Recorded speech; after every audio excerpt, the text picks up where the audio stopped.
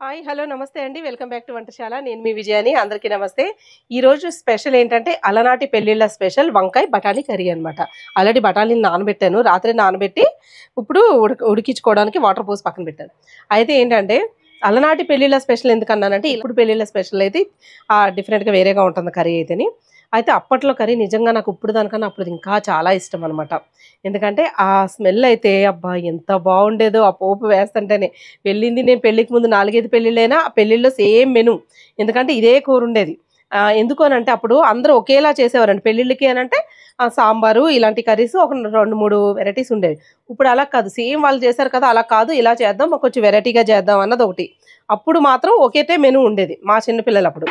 అయితే అందుకే అది మీకు నేను చూపించాలని చెప్పేసి ఈరోజు వంకాయ బఠానీ కర్రీ ఎలా చేయాలో చూపిస్తున్నాను. మీకు కూడా ఈ కర్రీ తెలిస్తే కనుక తప్పకుండా ప్లీజ్ కామెంట్స్లో అయితే తెలియచేయండి. నేను ఎంత ఇష్టపడేదాన్ని, ఉత్తికూర కూడా తినేసేదాన్ని అనమాట. చూపిస్తాను. అయితే ఇప్పుడు ఆల్రెడీ బఠానీలు పెట్టానండి, ఒకసారి చూపిస్తున్నాను చూడండి. బఠానీలు నానబెట్టి పెట్టాం కదా, బఠానీలు అయితే ఒక చిన్న గ్లాసుడు, టీ గ్లాసుడు అని కొంచెం ఎక్కువ టీ గ్లాసుడికి నానబెట్టుకున్నాను అనమాట రాత్రి. అయితే ఉడకబెడుతున్నాను చూడండి, వాటర్ అయితే వేస్తాను. ఇవి కొంచెం ఉడికిపోయిన తర్వాత ఏంటంటే ఒక 60% ఉడికిపోయిన తర్వాత వంకాయ ముక్కలు వేసుకోవాలి. అయితే నేను తెల్ల వంకాయలు తీసుకున్నానండి, ఇలాగ గ్రీన్ కలర్లో ఉంటాయి కదా ఈ వంకాయలు, లేదా సార వంకాయలన్నా బాగుంటాయి. నీలం రంగు వంకాయలు అది అంత బాగోవు అనమాట. అయితే ఈ వంకాయలకి ఏంటంటే ఇప్పుడు మనం ఈ వంకాయలు ఎంత తీసుకున్నానంటే నేను 1/2 కిలో వంకాయలు తీసుకున్నాను, ఒక టీ గ్లాసుడు బఠానీలు నానబెట్టుకున్నాను. అటు ఇటు కొంచెం ఎక్కువ తక్కువ అయినా పర్వాలేదులేండి, కానీ మరీ బఠానీలు ఎక్కువ ఉండకూడదు, సమానం ఉంటే అంటే దీనికి సరిపడగా కరెక్ట్ కొలత అనమాట ఇది, ఒక టీ గ్లాసుడు. ఓకే, అయితే ఈ బఠానీలు ఉడికే లోపల మనం వంకాయ ముక్కలు కట్ చేసి పెట్టుకుందాం. అది బఠానీలు అయితే 75% ఉడికిపోయినాయండి. ఇదిగో ఇలా చూడండి, కొంచెం ఇదిగో మెత్తగా ఉడకాలి. మనకి ఆల్రెడీ నైటే నానబెట్టుకున్నాం కాబట్టి తొందరగా ఉడికిపోయినాయి. మీరు ఇలా కావాలంటే కుక్కర్లో ఒక 2 విజిల్స్ వేయించేసుకోండి, కానీ వంకాయలు మాత్రం వేయించకూడదు అనమాట విజిల్స్. తర్వాత విడిగానే ఉడకబెట్టుకోవాలి. ఇందులో వంకాయ ముక్కలు వేసేస్తాను. వంకాయలు కట్ చేసిన తర్వాత నేను ఉప్పు వేసి ఉంచాను, లేదంటే నల్లగా గారపట్టేసినట్టు అయిపోతాయి అనమాట, కండ్ర వచ్చేస్తాయని కూడా అంటారు. ఓకే, ఇంకా లేదంటే ఇందులో ఆఫ్ ముక్కలు కావాలనుకుంటే ఆఫ్ కూడా చేసుకోవచ్చు మీరు. ఓకే, ఇప్పుడు వీటిని బఠానీలతో పాటు ఉడకనివ్వాలన్నమాట. ఓకే, ఈ లోపల మనం ఇందులో ఒక 2 స్పూన్లు ఆవాలు నానబెట్టి వేస్తున్నాను. నానబెట్టక్కర్లేదు, మామూలుగా అయితే నూరేసుకోవచ్చు. ఇక ఇలా ఆవాల్ని ఇక మెత్తగా పేస్ట్ లాగా నూరుకోవాలి. మిక్సీలో వేసేసుకున్నా సరేనండి, చిన్నది ఉంది కదా ఎంతసేపు. ఆవాలు చాలా మెత్తగా తొందరగా నలిగిపోతాయండి, అవి మెత్తగా నూరేసి తీసేసుకోవాలన్నమాట ఆవు పిండిని. ఇవ్వండి వంకాయ ముక్కలు బఠానీలు ఉడుకుతున్నాయి కదా, అందులో 1 స్పూన్ ఉప్పు వేస్తున్నాను. ఎందుకంటే మనకు మళ్ళీ తర్వాత ఉప్పు మరి పోపులో వేసినా కూడా వీటికి వంకాయ ముక్కలు కది సరిపోదన్నమాట, చప్పగా ఉంటాయి, అందుకని వేస్తున్నాను ఇప్పుడు. తర్వాత మనం పోపులో చూసుకుని వేసుకోవాలి. ఓకే, ఆవుపిండి నూరేసి ఉంచాం. అలాగే ఇదిగోండి అల్లం చెక్కు తీసేసి తురిమేసి ఉంచుకోవాలి. తురుముకున్నా సరే, లేదంటే రోట్లో వేసి కొద్దిగా నూరేసుకున్నా సరే. అల్లం ఒకటే, వెల్లుల్లిపాయి వెయ్యరండి ఇందులో, అల్లం ఒకటే వేసుకుంటారు. ఇంట్రెస్ట్ ఉంటే ఎల్లుల్లిపాయ కూడా వేసుకోవచ్చు. ఓకే, ఇందులో అయితే నేను ఎల్లుల్లిపాయ వేయట్లేదు, అమ్మ అయితే వేయదు వెల్లుల్లిపాయ. ఇది కూడా మన వంకాయ ముక్కలు కూడా ఉడికిపోతున్నాయండి, ఒకసారి చూపిస్తాను. స్టవ్ ఆఫ్ చేసేస్తాను. ఇదిగోండి వంకాయలు ఉడికిపోయినాయి చూడండి, ఇక సరిపోతాయి ఇలా ఉడికితేనే. ఇంకో మెత్తగా అవుతున్నాయి, మరీ మెత్తగా అయితే పేస్ట్ అయిపోతాయి అనమాట. ఇదిగో చూసారా. అయితే ఈ వాటర్ మొత్తం వంచేసేయాలి, మొత్తం వార్చేయాలన్నమాట వీటిని. ఇదిగోండి ఇందులో చూడండి అస్సలు వాటర్ లేవు, వాటర్ లేకుండా వంచేసుకోవాలన్నమాట. వంచేసుకుని ఇందులో ఇదిగోండి అల్లం తురిమాం కదా, పచ్చి అల్లమే, ఇగో ఇట్లా పచ్చి అల్లమే ఇలా పెట్టేసుకోవాలి. ఇప్పుడు మీకు పచ్చి అల్లం ఇలాగ ఇష్టం లేదు అంటే ఒకవేళ మీరు పోపులో వేసుకోవచ్చు అనమాట. పచ్చి అల్లం అలాగే ఆవు పిండి కూడా ఇలా పెట్టేసుకుని వాటికి కలిపేసుకోవాలి. ఒకసారి చెయ్యి పెట్టి కలుపు. అమ్మ మరేను సరదా చూడాలి, చెయ్యి పెట్టి కలపడం.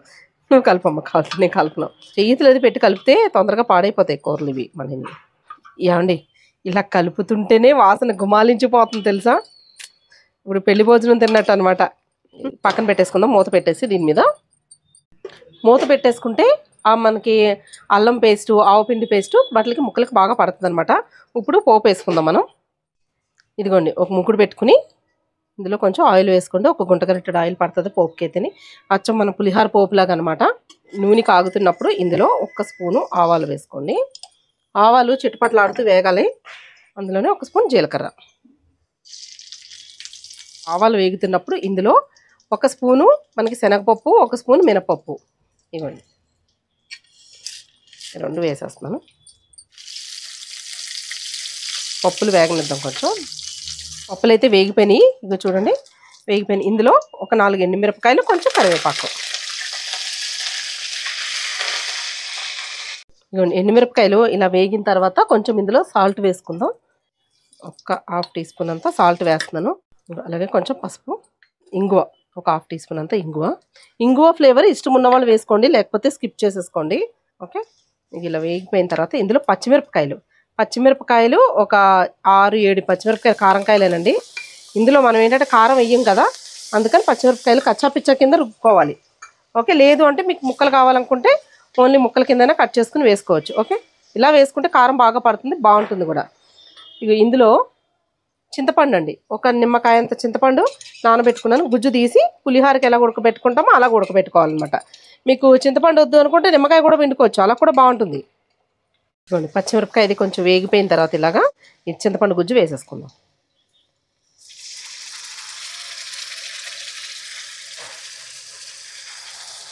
సరిపోతుంది.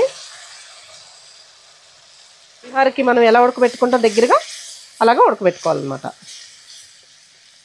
ఒక్క 2 నిమిషాల దగ్గరగా అయిపోద్ది ఇది. ఇదిగోండి చింతపండు గుజ్జు దీన్ని ఇలాగా చక్కగా వేగిపోవాలి దగ్గరగాను. వేగిపోయిన తర్వాత మనం ఇక ఈ ముక్కలన్నీ వేసేసుకోవాలి కలుపుకొని. బఠానీలు ఉడకబెట్టేసుకుంటే మాత్రం బఠానీలు ఉడకడమే లేట్, అంతే మనకి ఫాస్ట్గానే అయిపోద్దండి కర్రీ అయితేని.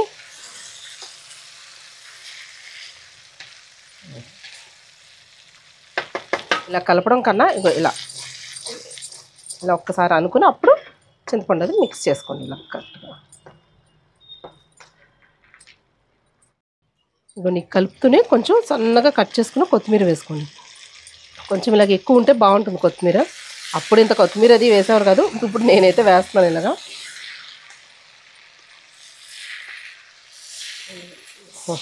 మంచి కర్రీ అయితే రెడీ అయిపోయింది. ఉప్పు అది ఏమైనా సరిపోలేదు అంటే కొంచెం యాడ్ చేసుకోండి. నాకైతే కరెక్ట్గా సరిపోయినాయండి, నేను ఆల్రెడీ చూశాను అనమాట ఉప్పు అది సరిపోయిందా లేదని. ఉప్పు పులుపు అన్నీ కరెక్ట్గా సరిపోయింది నాకు. కర్రీ అయితే రెడీ అయిపోయింది. స్టవ్ ఆఫ్ చేసేస్తాను.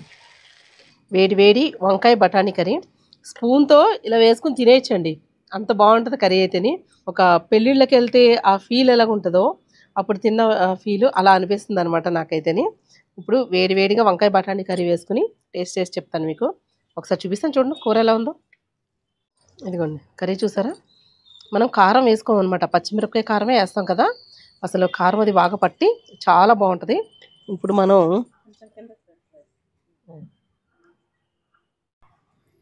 ఇదిగోండి వంకాయ చూడండి ఎంత మెత్తగా ఉందో. బఠానీలు కూడా మెత్తగానే ఉడకాలండి, లేకపోతే మనం పులుపు తగిలేసరికి బఠానీలు గట్టిపడిపోతాయి మళ్ళీ కొంచెం, అందుకని బఠానీలు మెత్తగానే ఉడకాలి. ఆహా వివాహ భోజనంబు వియాలి వారి బిందు వంకాయి బఠానీ కూర టడట్టడట్టడట్ట. ఆహా